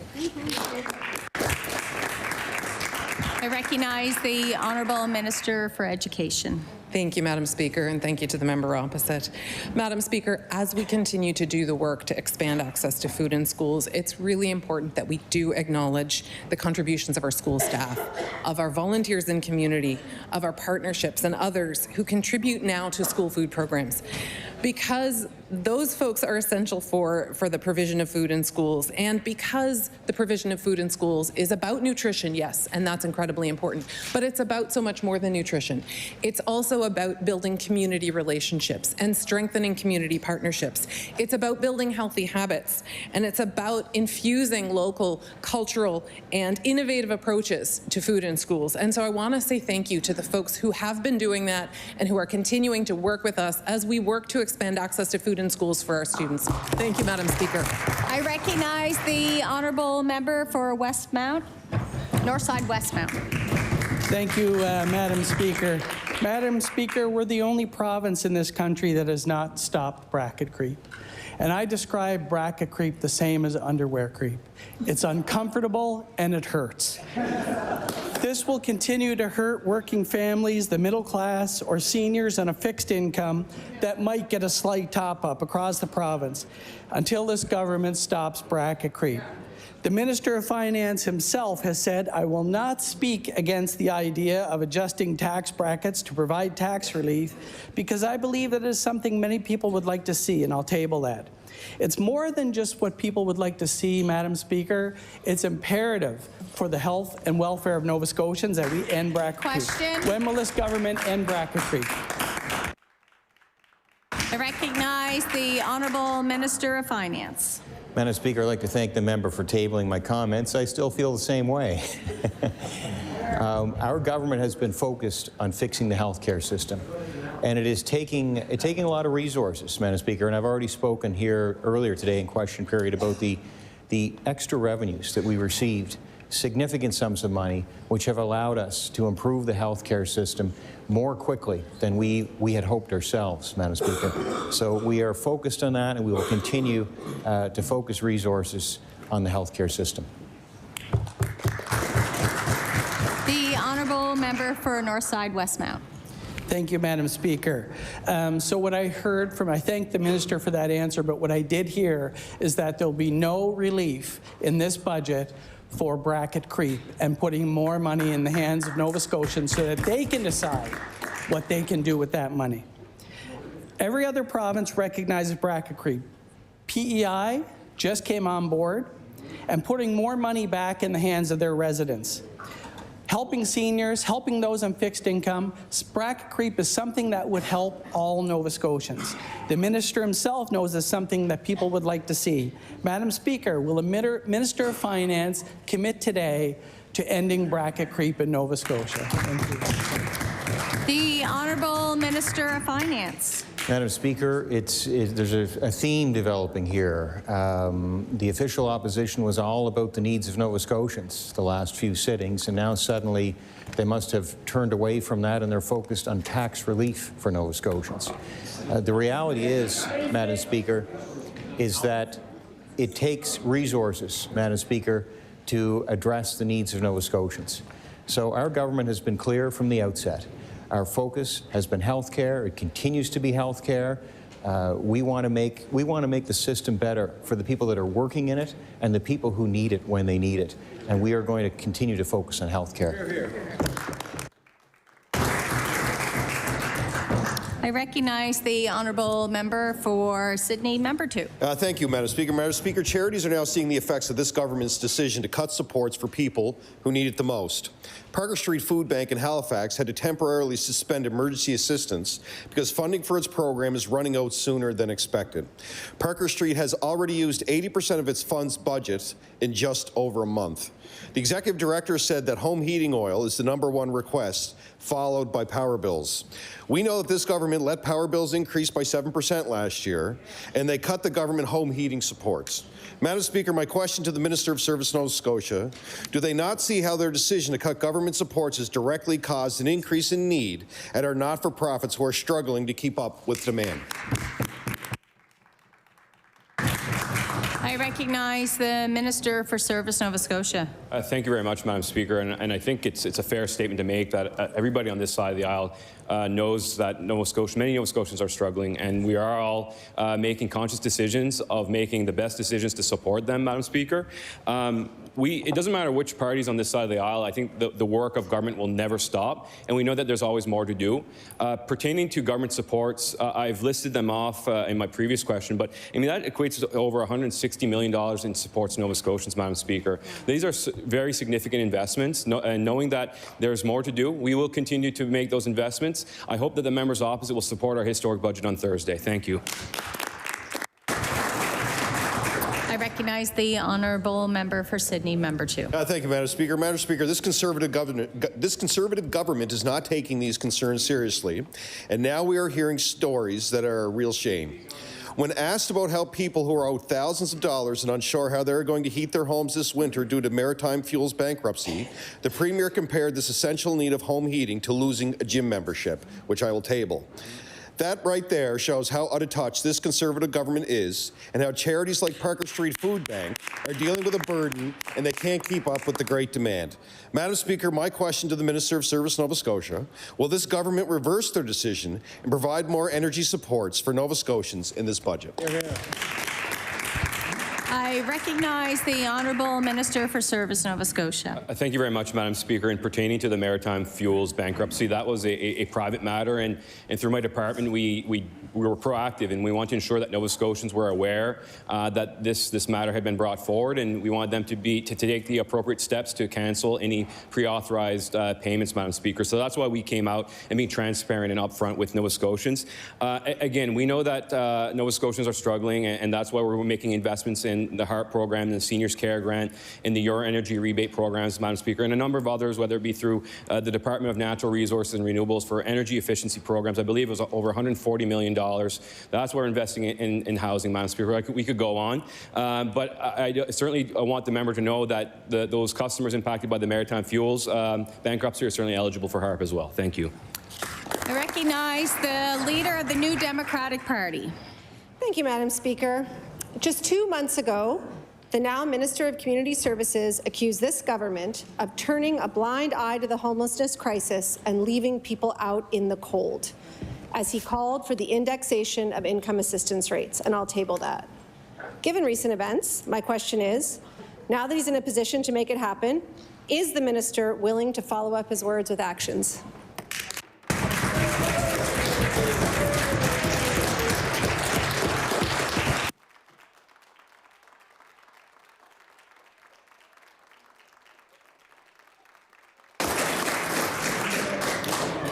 I recognize the Honourable Minister for Community Services. So I want to thank the honourable member for the question. What I will say is that the issues we face are generational issues, and they're bigger than any political party. And what I heard from people at the doors, and what I hear from people right across Nova Scotia is, quite frankly, Madam Speaker, they're tired as leaders bickering. We know there's more to do. They want people to step forward with solutions and work for Nova Scotians, and that's exactly what I'm here to do, and that's exactly what this government's here to do.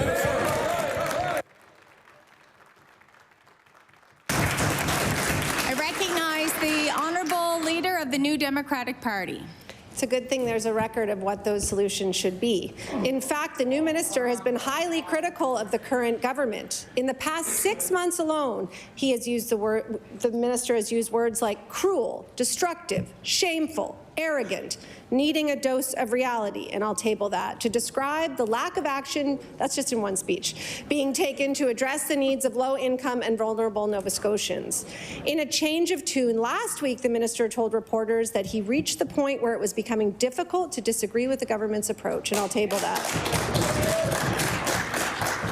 What was it that the minister found difficult to disagree with, Madam Speaker? Was it the freezing of income assistance rates for 2 years? Was it the cuts to the heating assistance rebate program? Or was it the lack of action on affordable housing? Can he explain? I recognize the Honourable Minister for Community Services. Thank you, Madam Speaker. There's a quote that I live by the great Muhammad Ali, who once said, a man who sees the world the same at age 50 as he did his 20s wasted 30 years of his lives. So, Madam Speaker, here's what I will say. Here's what I will say. For the first time in my lifetime, there's an investment in public housing. For the first time in my lifetime, we're seeing record investment in health care. Madam Speaker, we're seeing investments right across the board. And I will say it here again and again and again. People are sick and tired of political leaders standing here throwing barbs at each other, fighting with each other, and they want us to get to work, and they want solutions. This is a government of solutions, and that's what I'm here to do.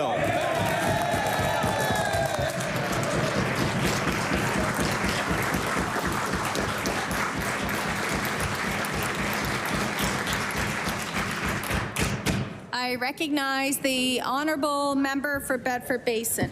One would almost think that people were sick of democracy. Yeah, exactly. Madam Speaker, another way to make life more affordable and better for Nova Scotians is for this government to meet the federal standards for serious illness leave, which we've been calling this government to implement. We know that 90% of people in Canada feel a sudden cancer diagnosis could impact their household finances, and I'll table that.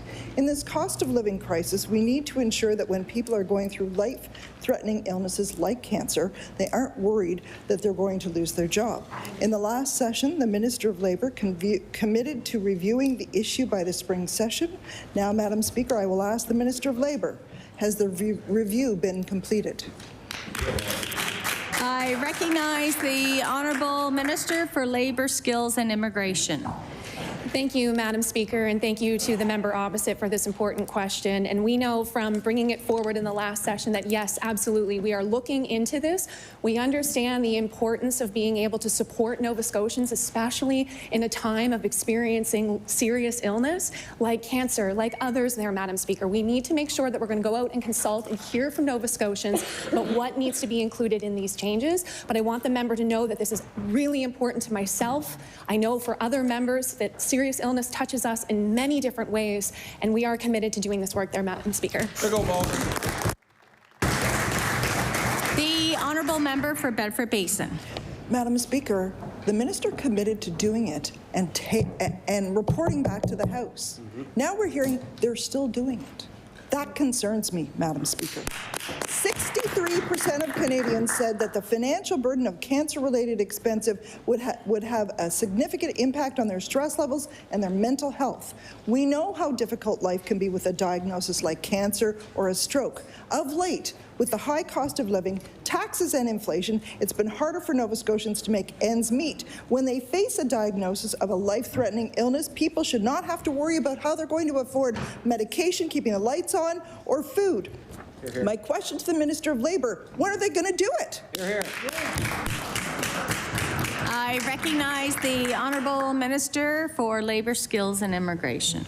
Thank you, Madam Speaker. And again, thank you to the member opposite for the important question. So as we said, or as I said, we are committed to doing this work, and that is to consult and make sure that we are meeting with organizations, individuals who are going to be impacted by these changes, making sure that we're hearing their stories, and that is all part of the work that needs to be done. And so, Madam Speaker, we have shown before that we have done that work when other issues have been brought forward. This is no different. We're going to make sure that we do the work, listen to Nova Scotians, and bring forward something that is really meaningful and is going to have long-lasting impacts for all Nova Scotians for years to come. What a good minister. What a good I recognize the honourable member for Fairview Clayton Park. Thank you, Madam Speaker. Madam Speaker, another way to make life more affordable for Nova Scotians has been the $10 a day childcare deal. Recently, PEI and Newfoundland both reached $10 a day before the goal of 2026. However, our Deputy Minister here in the province made it clear that we will not be reaching $10 a day, at least not before 2026. My question to the Minister, why can't we reach $10 a day sooner to make life more affordable? The Honourable Minister for Education. Thank you, Madam Speaker, and thank you to the member opposite for the opportunity to explain the complexity of this transformation that we are undergoing. So, Madam Speaker, we recognize the importance of getting to $10 a day daycare, but this is generational work that we are doing that can't be done overnight. Trust me, if this could be done overnight, if I could snap my fingers and make it happen, I absolutely would. But, Madam Speaker, this is over $600 million. Madam Speaker, this is going to take 5 years to do. And, Madam Speaker, we are doing the work. Madam Speaker, we have already reduced childcare fees by half, which is a significant improvement for families. Madam Speaker, that is giving families thousands of dollars a year back in their pockets, dealing with the affordability issues that they have. But Madam Speaker, it's so much more than that. It's also about increasing our ECE. Thank you, Madam Speaker. The honourable member for Fairview Clayton Park. Thank you, Madam Speaker. And 5 years certainly isn't 2026, at least by my calculations, and maybe our government should be speaking to those of PEI and Newfoundland who were managed to reach it prior to this complex issue. However, we're hearing from people who are expecting or on maternity leave that they don't know if they'll be able to go back to work because they can't find childcare. From government data, there was a net gain of 2,830 new childcare seats. We know that we need to reach 9,500 net new childcare spots by 2026, and families need more infant and toddler spaces. It's important to note that only 970 of those new spaces are for infants and toddlers. My question to the Minister, how many of the promised 9,500 new childcare spots are going to be for infants and toddlers? The Honourable Minister for Education. Thank you, Madam Speaker. Thank you to the member opposite for the question. So let me be clear. The 9,500 space target is a target that we inherited in a deal that was agreed to by the prior government. So I want to say right now, we will build as many spaces as we need to build. And that may be more than 9,500, but we will do that. So we inherited this agreement, Madam Speaker. I would say if the members opposite would have liked to have seen something different, they had the opportunity to deal with it when they negotiated the agreement, but we'll build what's necessary. We'll go above and beyond the agreement, Madam Speaker. And I'd like to point out as well, Madam Speaker, in reference to comparison to other provinces, Madam Speaker, the federal minister recently called Nova Scotia's program a province to envy with recent investments.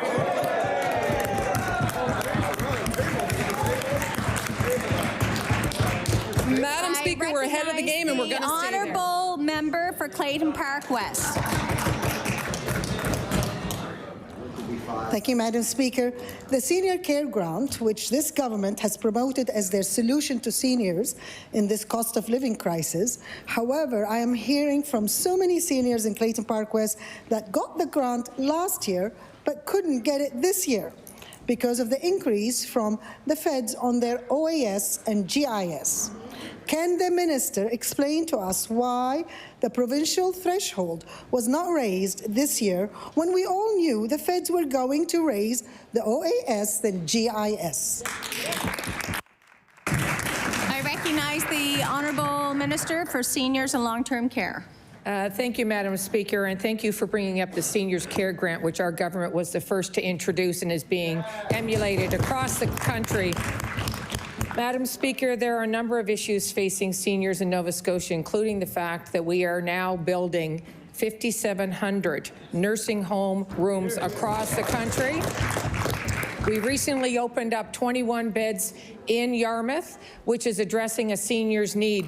What we know, Madam Speaker, is that there are a lot of issues pressing on seniors, and we have a budget coming out on Thursday, and I'd be happy to speak more to this issue. Thank you. I recognize the honourable member for Clayton Park West. Madam Speaker, I thank the minister, but she did not answer my question. However, the slight increase that seniors received should not disqualify seniors from receiving the provincial seniors grant.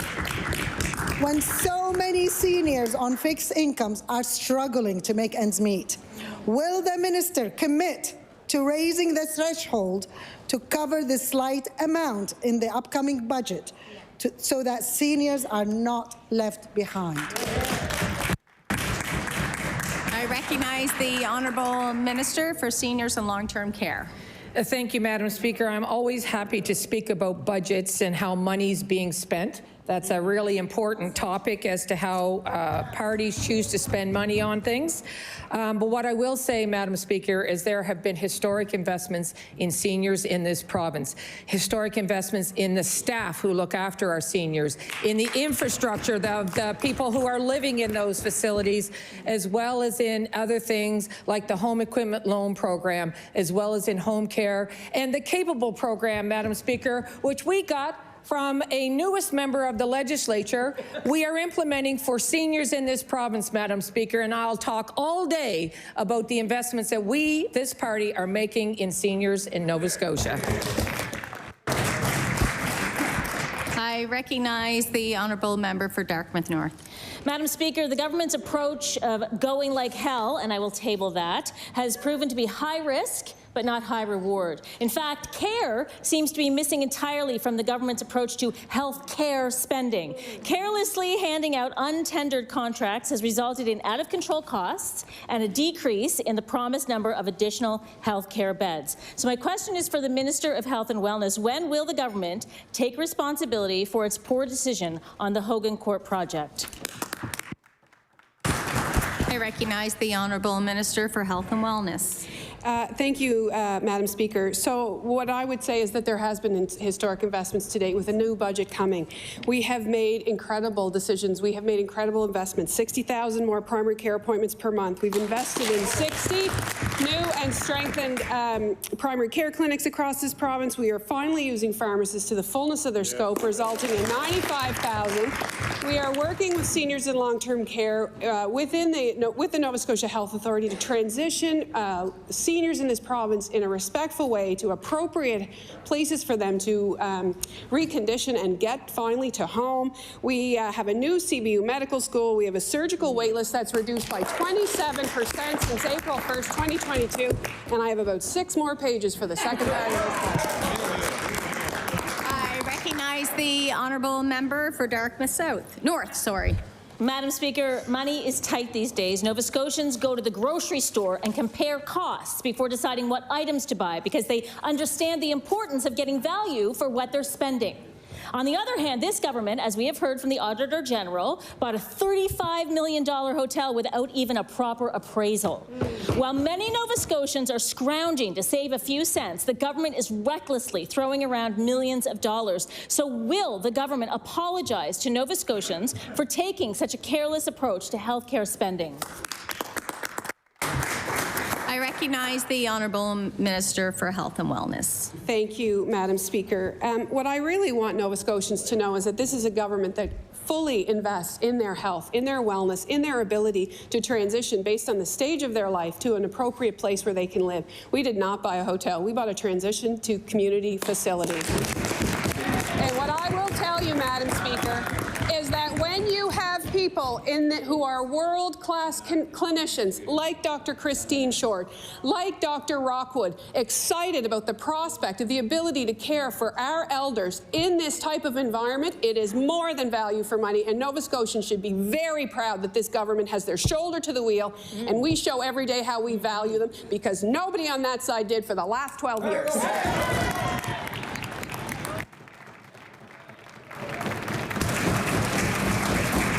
I recognize the honourable member for Bedford Basin.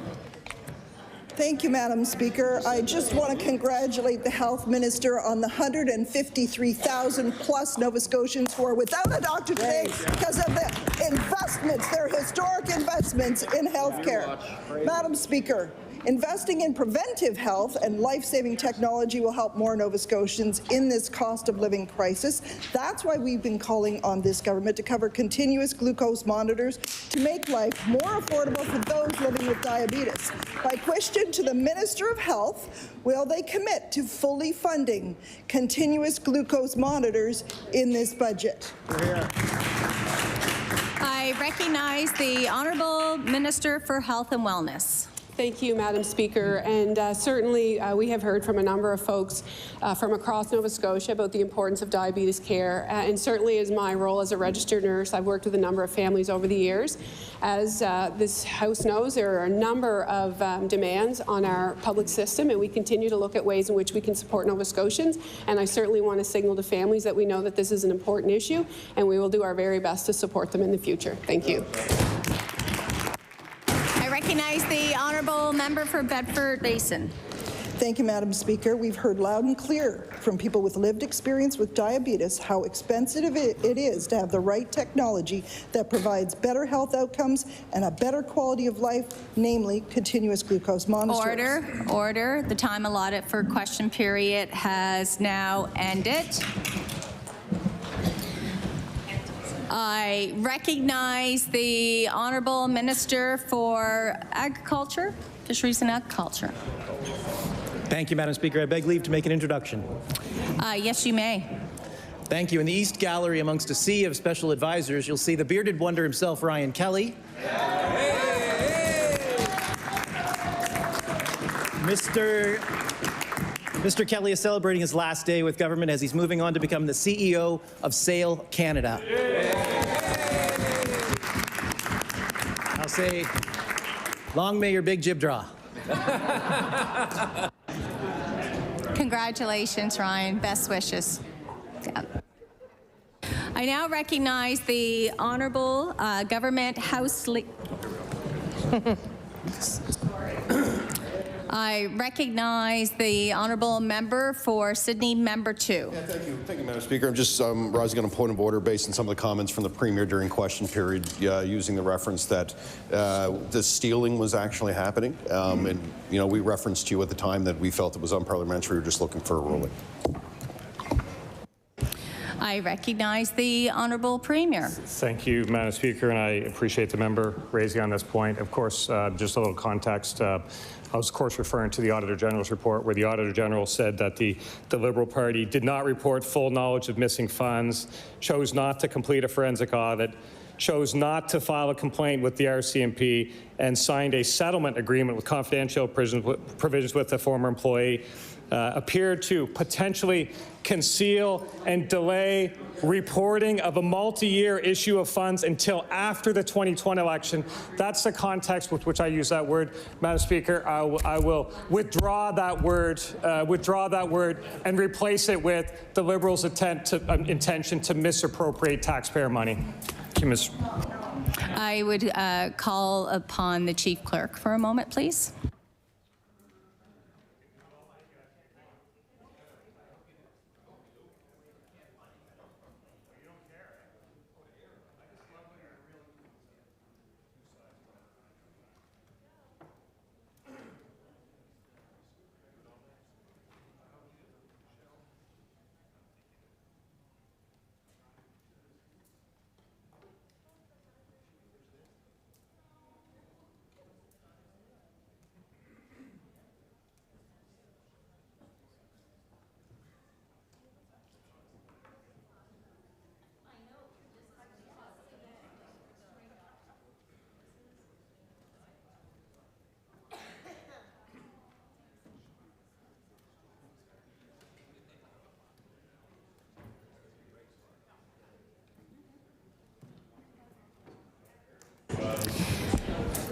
Thank you for your patience.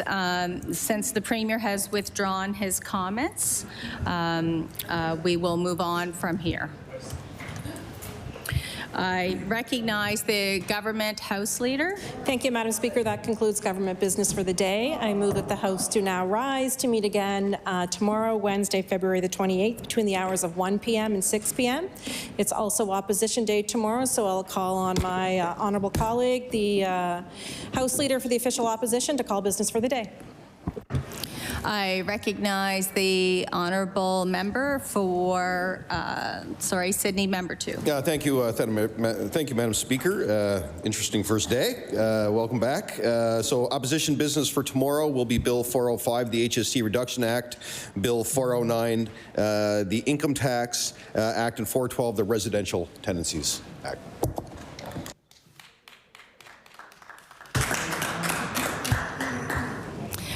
There was no motion.